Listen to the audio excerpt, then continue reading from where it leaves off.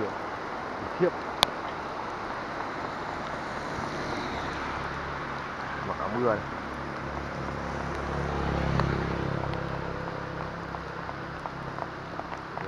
Mưa quá, mưa quá.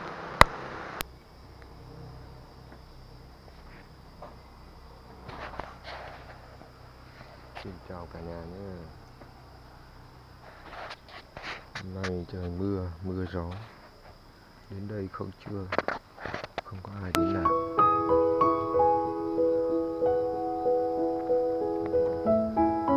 Chú chó này ra đó.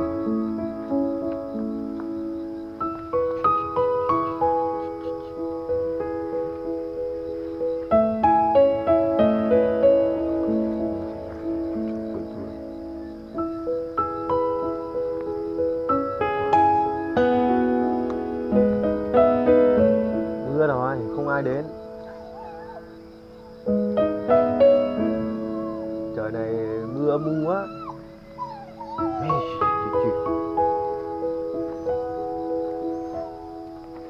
Đâu sớm thế mà đi mua mì tôm ăn sáng à?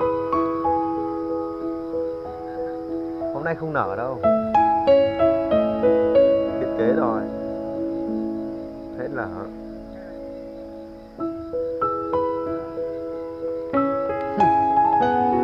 nào quá. Đúng rồi.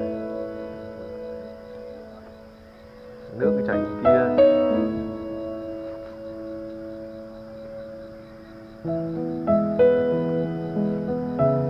Nay hơn 6 giờ rồi mà chưa có ai đến, là chắc nó nghỉ hết rồi. Đây nó mưa tí là nó nghỉ hết. Trời này thì vẫn làm được, nhưng mà trời nó mưa này. Thôi đi ra xe đi về thôi, không có ai.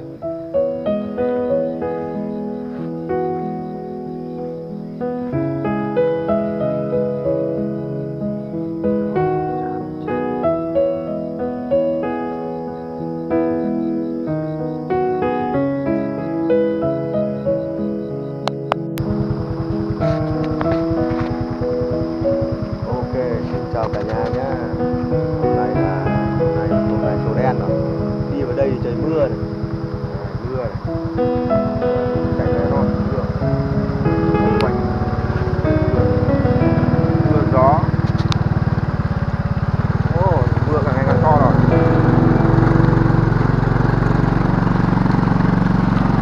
Đây đường đi rồi.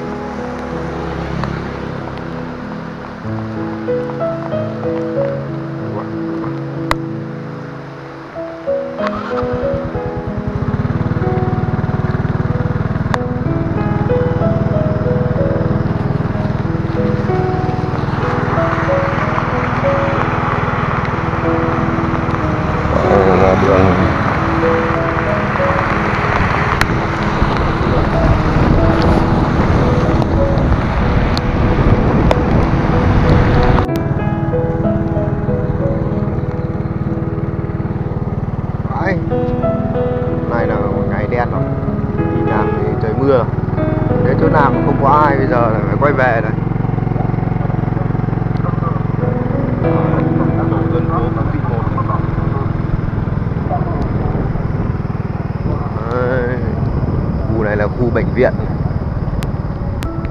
Có cái đà.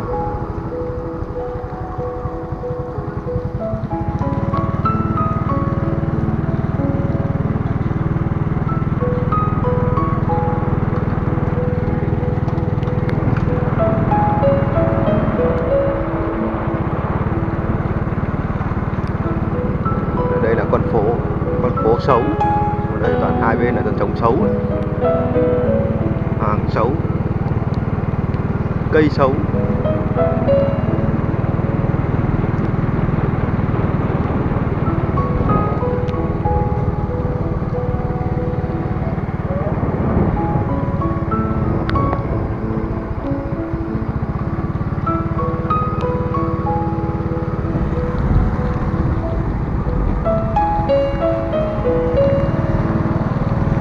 Ra đường lớn rồi.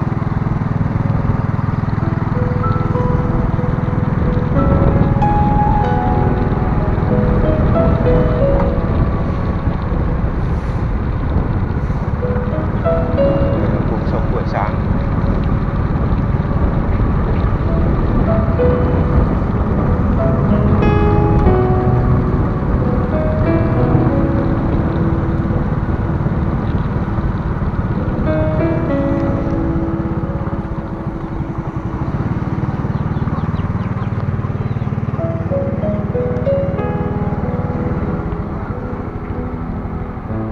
Khu này là khu dãy nhà trọ.